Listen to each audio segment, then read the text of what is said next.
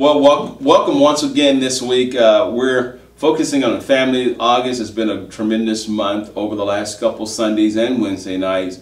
We've been just talking about family-related issues, from family values to family unity. And the next couple of weeks, we're going to be talking about family relationship.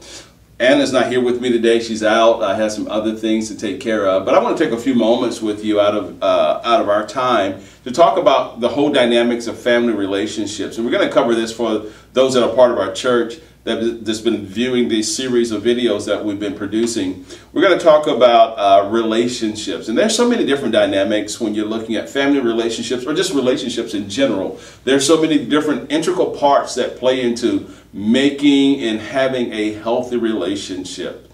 You know, it starts, number one, with as we started just from the past talking about having the same values and being on the same mindset and just having the same heart for one another. And relationships is really a commitment one to the other, and then the work that's involved in developing the relationships. I want to call our attention really quick here to Ephesians chapter number 5, and in that it talks about the marriage relationship between a husband and wife, but then as well as that, it parallels that to the relationship between Christ and the church. And if we can understand, especially this is what helped me in my growing and developing as a husband, was understanding not so much of the physical aspect. I got that, but what really brought the picture and made it really crystal clear for me, if I can say it that way, was understanding the dynamic between the relationship, the marriage relationship between Christ and the church. And when I really caught a hold of that in the Ephesians 5, beginning in verse number 22, when I really caught a hold of that,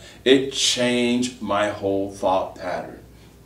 And so we looked at it, you know, how should a husband love his wife as Christ loved the church? And so I had to understand that. And men, I'm encouraging you to really dig deep and drive down and understand how Christ truly loves the church and was willing to give himself totally for the church. And so I had to parallel that to my relationship with my wife. Was I truly loving her with the same sense of capacity and that Christ loved the church? And then let me just really quickly say, we're outlining some things, and we'll talk more in depth, you know, either at one of our Sunday services or Wednesday night. But then even for the wife, that says that they are to what? Submit to their own husbands as unto the Lord. And so women, don't worry about the physical aspect of it, but understand the spiritual applications here. And when you understand the spiritual applications of how we are to submit ourselves wholly to the Lord, and then you parallel that to the same way that you should be submitting yourself unto your husbands.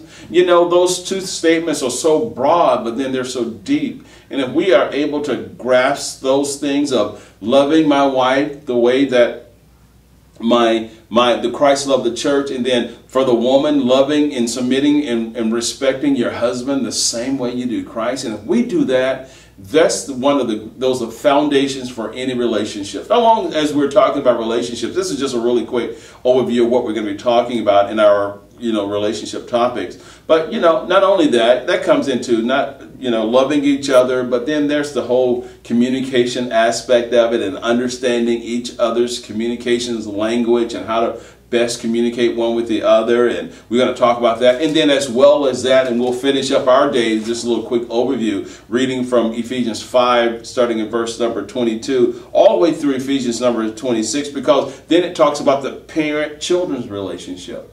And all of those things are key to having a healthy home and healthy relationships. And these principles that we're going to talk about can be, you know, used anywhere you go in life. And I just pray over these past couple of weeks and the weeks to come that these principles that we will share with you will truly impact and change your life and change the relationships within your family.